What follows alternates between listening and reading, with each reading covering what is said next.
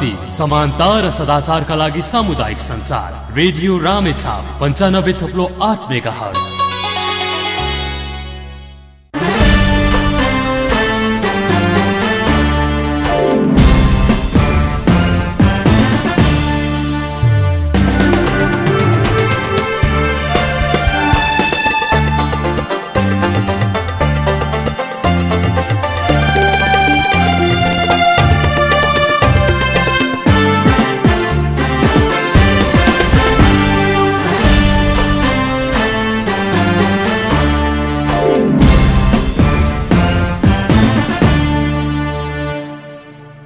नमस्कार, यो रेडियो रामेछाप हो। साँझ 6 बजेको रामेछाप डायरीमा स्वागत छ। प्रविधिमा दीपक तामाङसँगै म सौजन्य सत्याल। रामेछाप डायरी इन्टरनेटमा हाम्रो पात्रो, नेपाली पात्रो एप्लिकेसन र www.radioramechhap.org.np मार्फत संसारभर एकैसाथ प्रसारण भइरहेको छ। अहिले साँझ 6 बजे रामेछाप जिल्ला सदरमुकाम मन्थलीको खुला ठाउँको तापक्रम 26 डिग्री सेल्सियस मापन गरिएको छ। सुरुमा डायरीका मुख्य शीर्षकहरू। बेपत्ता पारिएका व्यक्तिको छानबिन सम्बन्धी विधेयक संसदमा पेश। मानव अधिकारको गम्भीर उल्लङ्घनमा मेलमिलाप हुन नसक्ने प्रस्ताव। संसदमा कांग्रेस सत्ता र एमाले प्रतिपक्षी बेन्चमा बसे। प्रधानमन्त्रीले भोलि विश्वासको मत लिने, 100% सांसदको मत पाउने प्रचण्डको विश्वास। सरकारमा जाने कांग्रेसको निर्णय, प्रचण्डलाई विश्वासको मत दिन कांग्रेस सांसदहरूलाई कांग्रेसको व्हिप। प्रचण्डलाई विश्वासको मत दिने नेकपा एस र स्वतन्त्र पार्टीको निर्णय। सरकारले मलमा मूल्य वृद्धि गरेकोमा सांसदहरूको विरोध। मलको अनुदान घटाउने निर्णय फिर्ता लिन एमाले महासचिव पोखरेलको माग। आफू बोलिरहेका बेला आफ्नै अगाडिबाट प्रधानमन्त्री हिँडेको भन्दै प्रेम सुवालको आपत्ति। नेकपा यसको महासचिवमा घनश्याम भुषाल मनोनित। सुनको भाव हालसम्मकै उच्च, तोलाको 1,10,000 पुग्यो। र विश्वमा कोरोना संक्रमित 68,24,50,000 नागे, 68,19,000 बढीको मृत्यु। इक्वेडरको दक्षिण तटीय क्षेत्रमा शक्तिशाली भूकम्प, 12 जनाको ज्यान गयो। सुनापति सैलुङ अन्तर्राष्ट्रिय अल्ट्रा म्याराथन प्रतियोगितामा सोलुखुम्बुका सुमन कुलुङ विजयी। के तपाईँ ग्यारेन्टीका साथ काठमाडौँकै भावमा हरेक किसिमका भाँडा र प्लास्टिकका सामान पाउन चाहनुहुन्छ? आउनुहोस् मन्थली सप्लायर्समा, जिल्ला समन्वय समिति गेटको ठ्याक्कै अगाडि। हामी कहाँ तामा, पित्तल, काँच, झर्का, सिल्भर, स्टिल र प्लास्टिकका सबै किसिमका ग्यारेन्टेड भाँडाकुँडा होलसेल मूल्यमा उपलब्ध छ। विवाह, व्रतबन्ध, काज, भोजमा चाहिने ठुला ठुला सिल्भरका डेक्ची, तामाका खड्कुला, डाडु कुयौं पाइनुका साथै विवाहमा चाहिने सबै भाँडा र उपहार सामान पनि पाइन्छ। प्लास्टिकका झोला, गुन्द्री बुन्ने सुतरी, प्लास्टिक प्लेट र मेलामाइन प्लेट पनि होलसेल भावमा। साथै बेकरीलाई आवश्यक पर्ने केमिकल, टोप लाइट, 5 स्टार घिउ, इस्ट, केक प्याक गर्ने बट्टा पनि काठमाडौँकै भावमा मन्थली सप्लायर्समा। ग्यारेन्टेड बिजुली चुलो, ग्यास चुलो पनि पाइन्छ। मन्थली सप्लायर, उत्कृष्ट र सस्तो भाँडा कुँडाको क्रान्ति। प्रोप्राइटर यादव पौडेल। फोन 048 540 162 र 98 540 40 162। मन्थली सप्लायर्स, जिल्ला समन्वय समितिको गेट अगाडि, नगर विकास कम्प्लेक्स सटर, मन्थली रामेछाप।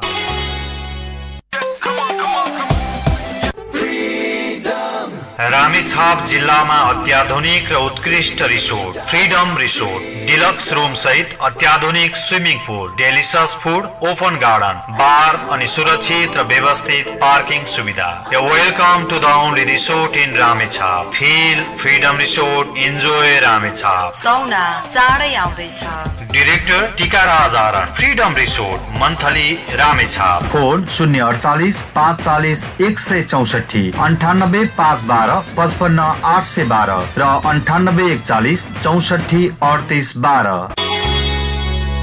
के तपाईले थाहा पाउनुभयो? संसारभरिका उत्कृष्ट लिक्विड्सको कलेक्सन अब रामेछापको मन्थलीमा। आउनुहोस्, तपाईँले खोजी गरेका ब्रान्डेड लिक्विड्स र हुक्का रोजी लिनुहोस्। स्वदेशीदेखि विदेशी ब्रान्डका मदिरा, हलुका पेय पदार्थ, हुक्का सहित गुणस्तरीय सुर्ती जन्य वस्तु होलसेल तथा खुद्रा मूल्यमा पाउन सस्तो लिक्विड शप मन्थली। विभिन्न स्वादका हुक्का होलसेल मूल्यमा पाउन सस्तो लिक्विड शप मन्थलीलाई सम्झनुहोस्। प्रोपाइटर नवीन कुमार थापा मगर। फोन 98 540 40 042 र 048 540 042। सस्तो लिक्विड शप, जिल्ला समन्वय समितिको सटर, मन्थली नगरपालिका 1, शिव मन्दिर छेउ, रामेछाप।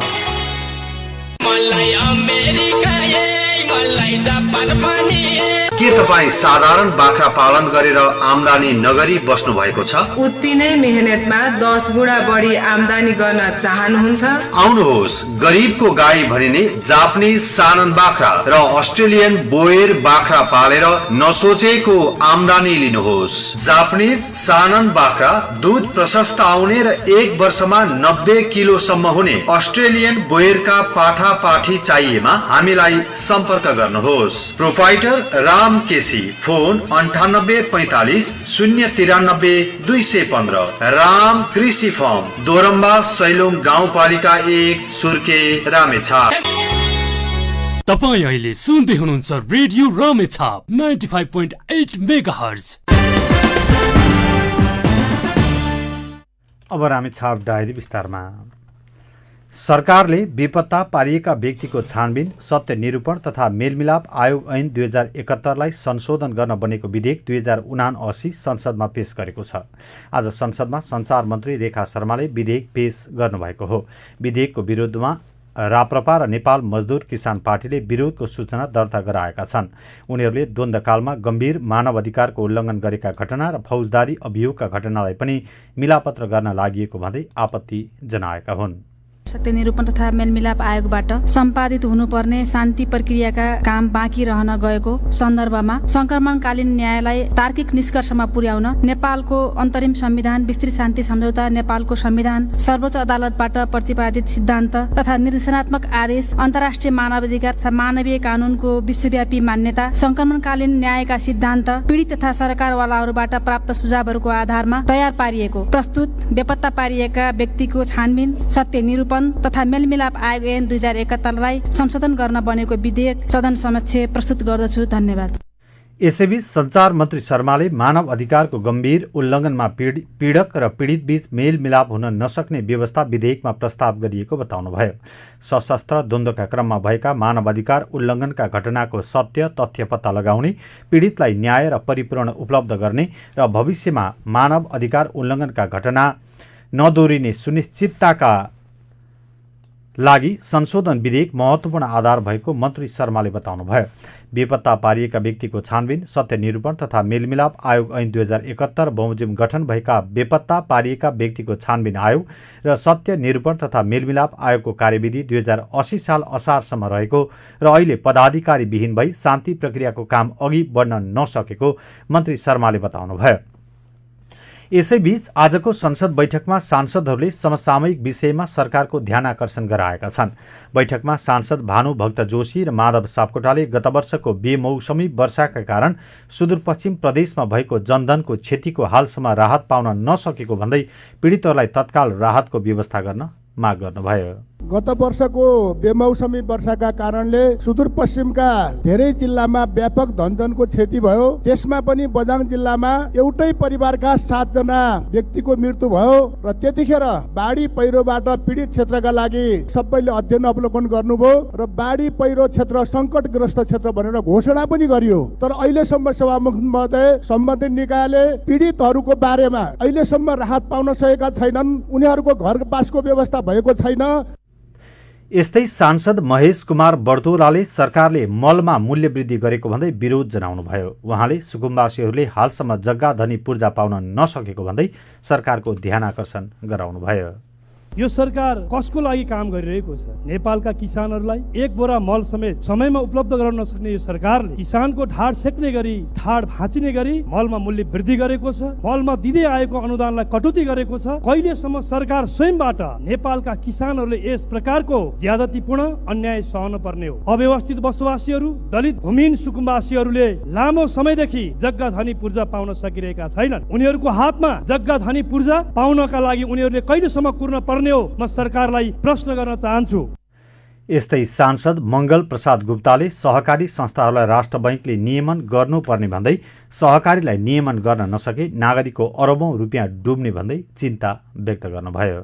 र आज दिनमा 34,000 जति सहकारी संस्था देशमा सञ्चालित छन्, जसमा लगभग 16-17 संस्थामा मध्यम खालका र निम्न आय स्रोतका व्यक्तिहरूको 16 अरब रुपैयाँ लगभग डुबिसकेको छ र लगभग अहिले तुरन्तै नियमन र राष्ट्र बैंकले आफ्नो हातमा लिएन भने अहिले पनि अरब रुपैयाँ गरिब जनताहरूको डुब्ने छ।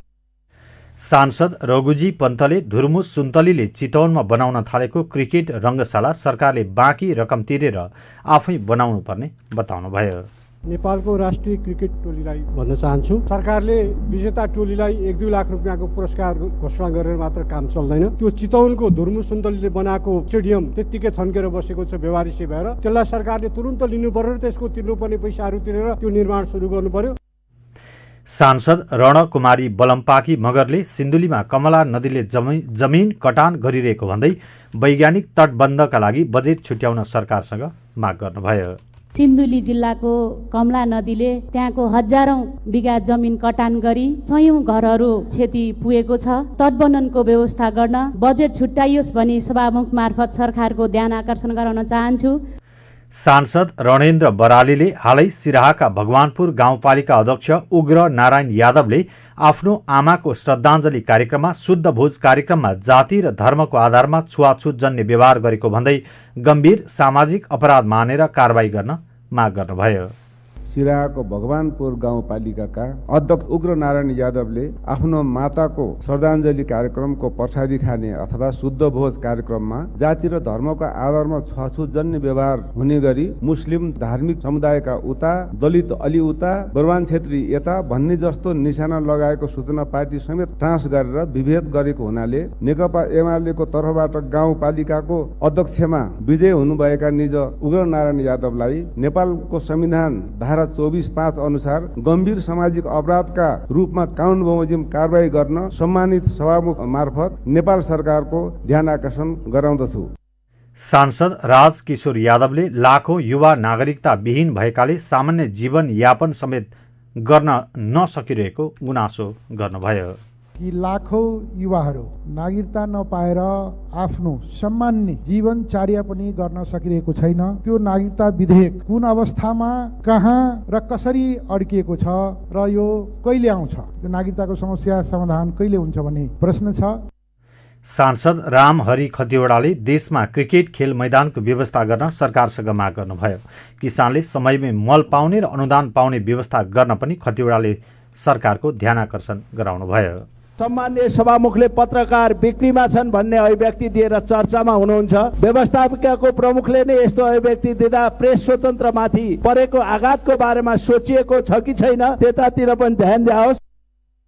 यस्तै सांसद लीलानाथ श्रेष्ठले सरकारले मल र दूधको मूल्य बढाएकोमा विरोध जनाउनुभयो। किसानले सहने थ्याक्नै नसक्ने गरी मूल्य वृद्धि गरेको छ। दूधको मूल्य पनि त्यस्तै वृद्धि गरेको छ। यो सरकारले जनतालाई राहत दिनको साटो महँगाई दिन प्रतिदिन बढाइरहेछ। मलाई लाग्छ सरकार जिम्मेवार सरकार होइन, गैर जिम्मेवारी सरकार हो। यदि जनताप्रति उत्तरदायित्व छ भने यो दिन प्रतिदिन महँगाई बढाउने यसको जिम्मेवार सरकारले लिने कि नलिने? सांसद प्रेम सुवालले आफू बोलिरहेका बेला आफ्नै अगाडिबाट प्रधानमन्त्री प्रचण्ड हिँडेको भन्दै आपत्ति जनाउनुभयो। जनप्रतिनिधिले बोलेको विषयमा सरकारले सुनवाई नगर्ने हो भने यो संसदबाट प्रधानमन्त्री छनौट गर्नुको औचित्य नहुने सुवालले बताउनुभयो। संसद जस्तो नभई क्लब जस्तो भएको भन्दै सुवालले आक्रोश व्यक्त गर्नुभयो। यसैबीच आजको संसद बैठकमा नेकपा एमाले प्रमुख प्रतिपक्षी बेन्चमा बसेको छ भने कांग्रेस सत्ता पक्ष बेन्चमा बसेको छ।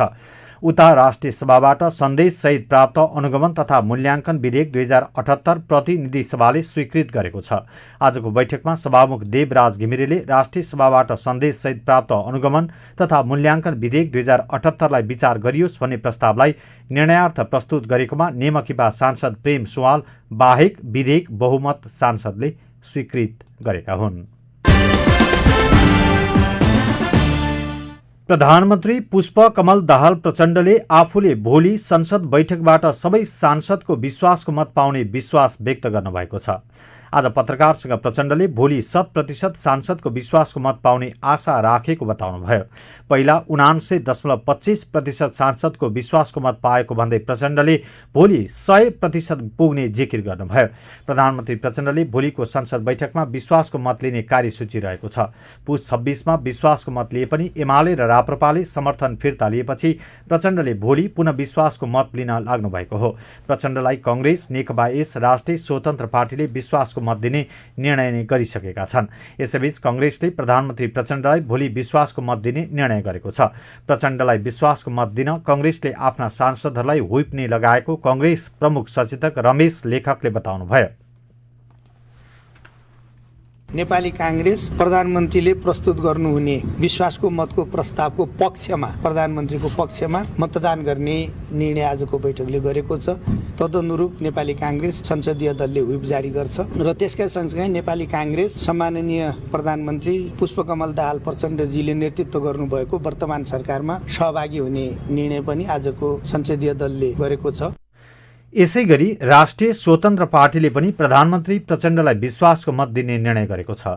आज बसेको केन्द्रीय समिति र संसदीय दलको संयुक्त बैठकले प्रधानमन्त्री प्रचण्डलाई यस अघि दिएको विश्वासको मतलाई निरन्तरता दिने निर्णय गरेको हो। राष्ट्रिय स्वतन्त्र पार्टीले सरकारमा जाने विषयमा भने कुनै निर्णय नगरेको सांसद सोभिता गौतमले बताउनुभयो। यता नेकपा एकीकृत समाजवादी पार्टीले पनि प्रचण्डलाई संसदमा विश्वासको मत दिने निर्णय गरेको छ। आज बसेको केन्द्रीय सचिवालय बैठकले यस्तो निर्णय गरेको नेकपा एसका महासचिव बेदुराम भुषालले जानकारी दिनुभयो। आजदेखि लागू हुने गरी पार्टीको आजसम्म महासचिवको पदमा कार्यरत रहनुभएका कमरेड डाक्टर बेदुराम भुषाललाई उपाध्यक्षमा मनोनयन गरिएको छ र रिक्त रहेको महासचिव पदमा कमरेड घनश्याम भुषाललाई मनोनयन गरिएको छ। सर्वसम्मत निर्णय गरिएको छ। उपप्रधान एवं भौतिक पूर्वाधार तथा यातायात मन्त्री नारायण काजी श्रेष्ठ र बेलायती सांसद वीरेन्द्र शर्मा बीच आज शिष्टाचार भेटवार्ता भएको छ। सांसद शर्मा बेलायत नेपाल सर्वदलीय सांसद समूहको सभापति समेत रहनु भएको छ। भेटमा उप प्रधानमन्त्री श्रेष्ठले नेपाल र बेलायती स्थानीय सेना र ब्रिटिस गोर्खा सेनाबीच समानता हुनुपर्ने भन्दै यसमा सांसद शर्माबाट विशेष सहयोगको अपेक्षा गरेको बताउनुभयो। भेटमा बेलायती सांसद शर्माले ब्रिटिस गोर्खाको योगदान र भूमिका बारे आफू सकारात्मक रहेको भन्दै समानताका विषयमा आवश्यक आवाज उठाइरहेको बताउनुभयो। असमान सुविधाबारे बेलायती पक्षबाट अध्ययन भएको र 3 महिनामा यो विषयले निकास पाउने सांसद शर्माले बताउनुभयो। अति कम मुलुकबाट स्तर उन्नति भएसँगै नेपालले पाउने सहयोगलाई निरन्तरता दिन आफू सकारात्मक रहेको बेलायती सांसद शर्माले बताउनुभयो। नेकपा एकीकृत समाजवादीका अध्यक्ष माधव कुमार नेपालले बेपत्ता पारिएका व्यक्तिको छानबिन, सत्य निरूपण तथा मेलमिलाप आयोग तेस्रो संशोधन विधेयक 2079 को विषयमा पार्टीहरूका बीचमा सहमति भइसकेको बताउनु भएको छ। आज संसद भवनबाट बाहिरिने क्रममा पत्रकारसँग नेता नेपालले सो विधेयकबारे विभिन्न पार्टीबीच सहमति भइसकेको बताउनु भएको हो। उहाँले प्रतिपक्ष दलहरूको पनि विधेयकबारे विमति नरहेको बताउनुभयो। यसैबीच नेकपा एकीकृत समाजवादीले पार्टी नेता घनश्याम भुषाललाई महासचिवमा मनोनित गरेको छ। आज पार्टी केन्द्रीय कार्यालय आलोकनगरमा बसेको पार्टी पदाधिकारी बैठकले यस्तो निर्णय गरेको हो। यस अघिका महासचिव बेदुराम भुषाललाई भने उपाध्यक्षमा मनोनित गरिएको छ।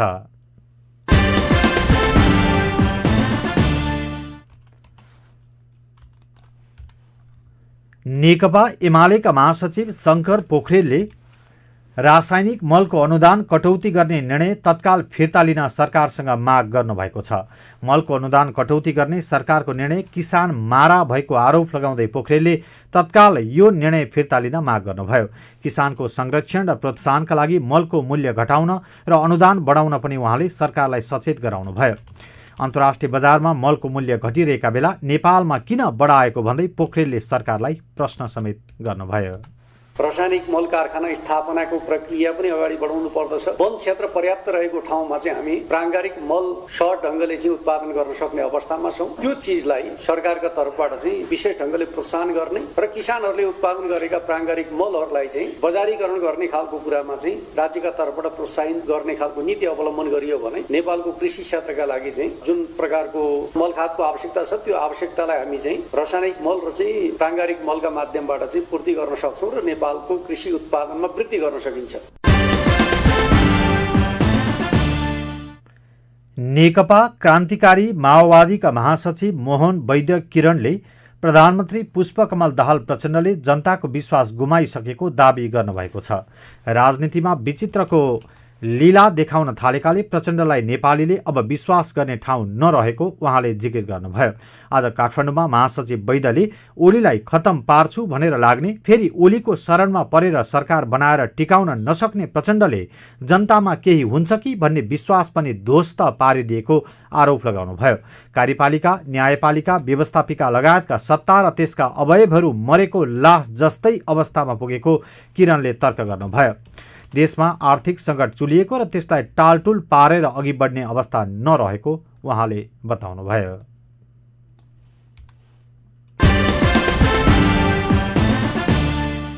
त्रिभुवन विश्वविद्यालय अन्तर्गत स्वतन्त्र विद्यार्थी युनियनको निर्वाचन सकिएको छ। त्रिवीका 62वटा आङ्गिक क्याम्पसमध्ये केही बाहेक सबैमा मतदान सकिएको हो। केही क्याम्पसहरूमा आन्तरिक विवादका कारण मतदान रोकिएको छ। ती बाहेक अन्य क्याम्पसहरूमा 55 देखि 60% मत खसेको देखिएको छ। त्रिवी विद्यार्थी कल्याण तथा खेलकुद निर्देशनालयका निर्देशक प्राध्यापक पशुपति अधिकारीले उत्साहजनक रूपमा मतदान सकिएको बताउनुभयो। कहीँ कतै कुनै अप्रिय घटना नभइकन निर्वाचन सकिएको उहाँले दाबी गर्नुभयो। यसैबीच देशभर सञ्चालित स्वतन्त्र विद्यार्थी युनियन सोबियोको निर्वाचन अन्तर्गत विभिन्न 106वटा क्याम्पसमा निर्विरोध नेतृत्व चयन भएको छ। जस अनुसार कोशी प्रदेशका 21 क्याम्पसमा निर्विरोध नेतृत्व चयन भएको छ। बागमतीका 19, गण्डकीका 12, लुम्बिनीका 34, कर्णालीका 14, सुदूरपश्चिमका 3 र उपत्यकाका 5 क्याम्पसमा निर्विरोध सोबियो चयन गरिएको हो। त्यस्तै देशभर सोबियो चुनाव हुने क्याम्पसको संख्या 448वटा रहेकोमा 284 क्याम्पसमा मनोनयन दर्ता भएको थियो। यस्तै 100वटा क्याम्पसमा विवादका कारण मनोनयन नै दर्ता हुन नसकेको देखिएको छ। विभिन्न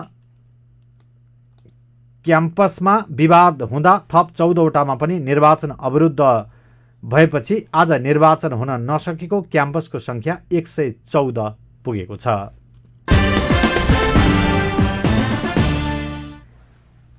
प्रदेश नम्बर 1 को नाम कोशी खारेज गर्नुपर्ने मुख्य माग लिएर विराटनगरमा आज प्रदर्शन भएको छ।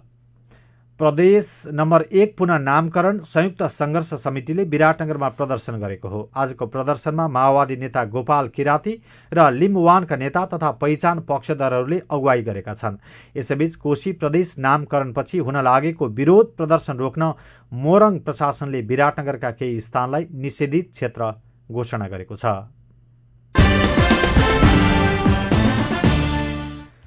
साँझ 6 बजेको रामेछाप डायरीमा अब छोटो विश्राम। आर्थिक, अन्तर्राष्ट्रिय र खेल समाचार बाँकी नै छ। रेडियो सुन्दै गर्नुहोला। विगत 15 वर्षदेखि तपाईहरूको सेवामा रहेको रामेछाप सामुदायिक अस्पतालले नयाँ व्यवस्थापनका साथ सम्पूर्ण रोगको जाँच तथा परामर्श सेवाहरूलाई अझ विस्तार गरेको छ।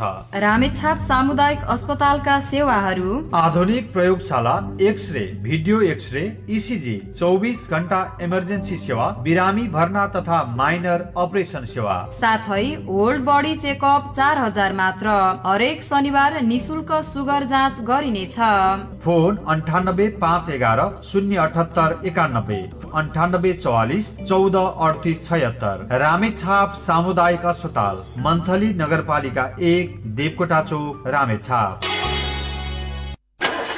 के तपाईँ पुरानो गाडीबाट हैरान हुनुभएको छ? पुरानो गाडी दिएर नयाँ गाडी लिन पाए हुन्थ्यो भन्ने चाहना छ कि? त्यस्तो भए आउनुहोस् के अटो ट्रेडलिङ प्राली मन्थलीमा। तपाईको पुरानो गाडी हामीलाई दिनुहोस्, हामी तपाईलाई तुरुन्तै नयाँ गाडी दिनेछौँ। हरेक किसिमका ट्र्याक्टरका पार्ट्स र विभिन्न साइजका टायर पाउनुका साथै नयाँ र पुराना गाडी खरिद बिक्री पनि गरिन्छ। दक्ष मिस्त्रीबाट सबै किसिमका गाडी मर्मत पनि गरिन्छ। यहाँ आयल, मोबिल, ग्रिज पाउनुको साथै गाडी सम्बन्धी सम्पूर्ण पार्ट पूर्जा पाइन्छ। प्रोपाइटर कृष्ण बहादुर कार्की, सम्पर्क 98540 40 193 98511 19 193। मिस्त्री अनिल पासवान, फोन 98540 43 564। के अटो ट्रेडलिङ प्राली, मन्थली 1 रणजोर पुल छेउ, मन्थली, रामेछाप। के अटो ट्रेड लिङ्कको शाखा शुभ समृद्धि आयल स्टोर्स छेउमा पनि रहेको छ। तपाईँ अहिले सुन्दै हुनुहुन्छ रेडियो रामेछाप 95.8 मेगाहर्ज। छोटो व्यापारिक विश्रामपछि पुनः स्वागत छ। अब आर्थिक समाचार। सुनको भाव हालसम्मकै उच्च भएको छ। सुन आज एकै दिन तोलामा 2900 रुपियाँले बढेर तोलाको 1,10,000 रुपियाँमा किनबेच भइरहेको छ। यस्तै चाँदीको भाव पनि आज 35 रुपियाँले बढेर तोलाको 1,345 रुपियाँमा किनबेच भइरहेको छ। अन्तर्राष्ट्रिय बजारमा बढ्दो अस्थिरता, बेरोजगारी लगायतका कारण सुनको भाव बढेको विश्लेषण गरिएको छ। अब अन्तर्राष्ट्रिय समाचार। विश्वभर यो समाचार पढिरहँदासम्म कोरोना भाइरसबाट संक्रमित हुनेको संख्या 68,24,51,352 पुगेको छ। तीमध्ये 68,19,378 जना उपचारपछि निको भएका छन्। यसैबीच 65,53,07,334 जना उपचारपछि निको भएका छन्।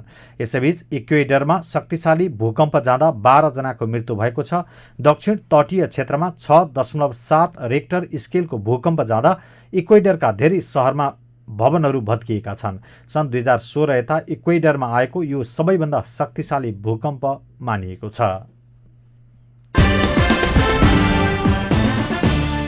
अन्त्यमा खेल समाचार। रामेछापको ऐतिहासिक, धार्मिक र पर्यटकीय क्षेत्रको प्रवर्धन गर्ने उद्देश्यले भएको सुनापति सैलुङ अन्तर्राष्ट्रिय अल्ट्रा म्याराथन प्रतियोगिता सम्पन्न भएको छ। प्रतियोगितामा 55 किलोमिटर दौडमा सोलुका धावक सुमन कुलुङ प्रथम भएका छन्। कुलुङले 5 घण्टा 26 मिनेट 58 सेकेन्डमा दूरी पूरा गरेका हुन्। सुनापति गाउँपालिकाबाट बिहान 7 बजे सुरु भएको प्रतियोगितामा धावकहरू सुनापति डाँडा, खाँडादेवी मन्दिर, गाल्बा, अल्गेश्वरी, दोरम्बा, डाँडा कटेरी, धारा, राजवीर गुफा, छाँगा, घले डाँडा हुँदै सैलुङ पुगेका थिए। रामेछापका वेद बहादुर सुनवार दोस्रो र दुर्गाराज बुद्ध तेस्रो भएका छन्। त्यस्तै 25 किलोमिटर अल्ट्रा म्याराथनमा मोहन देव जोशी प्रथम भएका छन्। जोशीले 3 घण्टा 8 मिनेट 39 सेकेन्डमा लक्ष्य पूरा गरेका हुन्। देवराज महतारा दोस्रो र होमलाल श्रेष्ठ 25 किलोमिटरमा तेस्रो भएका छन्। हवस् त, रेडियो रामेछाप 95.8 मेगाहर्जको साँझ 6 बजेको रामेछाप डायरी सकियो। राति 10 बजे पुनः भेट हुनेछ। डायरीबाट प्रविधिमा दीपक तामाङसँगै म सौजन्य सत्याल पनि आज्ञा चाहन्छु। नागरिकले रुचाएको रेडियो रामेछाप सुन्दै गर्नुहोला। नमस्ते।